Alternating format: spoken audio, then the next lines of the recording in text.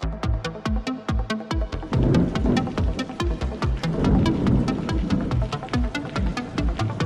the glittering heart of post-war Hollywood, a dream was shattered, and a nightmare was born. A story so grim, so meticulously horrifying, that it has haunted the annals of true crime for over 75 years. This is the tale of Elizabeth Short, the aspiring actress whose brutal murder earned her the grim moniker, the Black Dahlia. Elizabeth Short was just 22 years old, beautiful and full of hope, drawn to the promise of stardom in Los Angeles. Like so many others, she chased the silver screen, moving through the fringes of the Hollywood scene.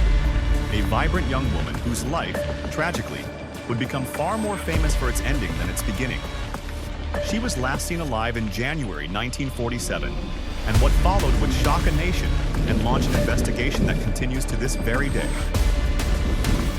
The morning of January 15, 1947, began like any other for Betty Bersinger as she walked with her daughter in Leimert Park. But what she stumbled upon in a vacant lot was anything but ordinary. It was the meticulously bisected body of a young woman, posed in a grotesque manner, drained of blood, and brutally mutilated. The corners of her mouth had been sliced from ear to ear, creating a chilling, permanent smile. The victim was soon identified as Elizabeth Short.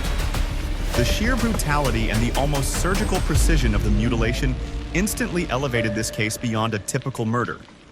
It was a message, a horrifying piece of theater designed to shock and terrify.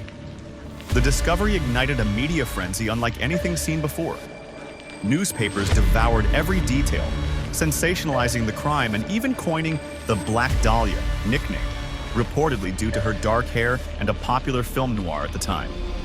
This intense public interest, while keeping the case alive, also presented immense challenges for the Los Angeles Police Department. The LAPD launched a massive investigation, one of the largest in its history. Thousands of tips poured in, hundreds of suspects were interviewed, and yet the killer remained elusive.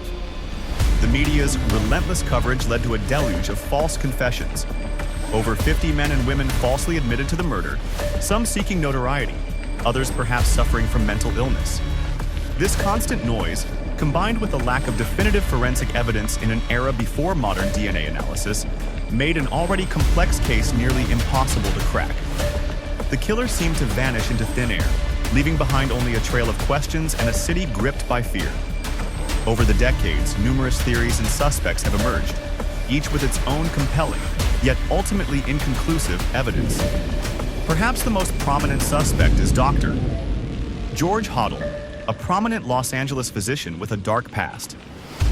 His son, a retired LAPD detective, Steve Hoddle, built a powerful case against his father, alleging abuse and suggesting that Hoddle's medical background could explain the surgical precision of the mutilation. Evidence found at Hoddle's property, including photos of Elizabeth Short and cryptic notes, has fueled this theory. However, definitive proof connecting him directly to the murder remains elusive. Then there's Robert Manley, a salesman who claimed to have dropped Elizabeth Short off shortly before her disappearance. He failed a lie detector test, but police ultimately cleared him due to a lack of physical evidence.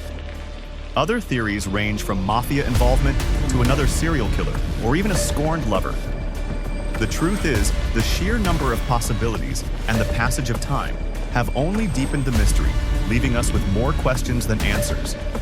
The Black Dahlia case has transcended its origins as a brutal murder to become a cultural touchstone.